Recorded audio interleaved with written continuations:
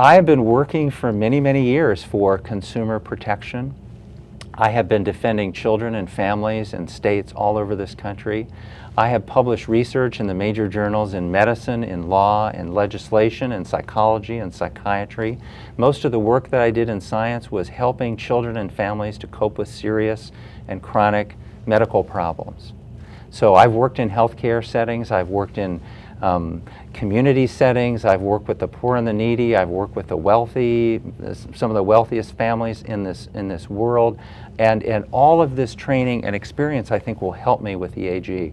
I've also done a lot of training on how to train people and how to cope with extreme stress. I've worked with Olympic athletes, I've worked with the US military, I've worked with the FBI in helping people cope with high stress, and it sounds like the lawyers in the current Attorney General's office are going to enjoy having me there to work with, because it's going to be a very different place.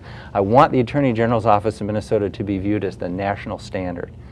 We want to have seminars where national experts come in and debate the law and the major issues of the day. We want the written opinions of the Minnesota Attorney General to have power wherever they are throughout the country. We want to be viewed as a national role model. What a great idea. Let's do that. Oh. Let's do that. And let's make that office a fair office for everyone, representing the poor and the needy, and also people who work hard and take the risk to build a company and provide jobs for our state.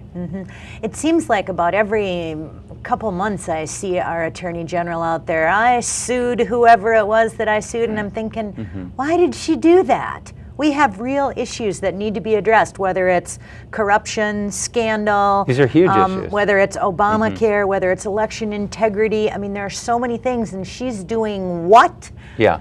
Some of those lawsuits seem very trivial. In fact, if you look at some of the letters and the statements of lawyers that have left that office, they claim that those are strictly for the public. It's all politics.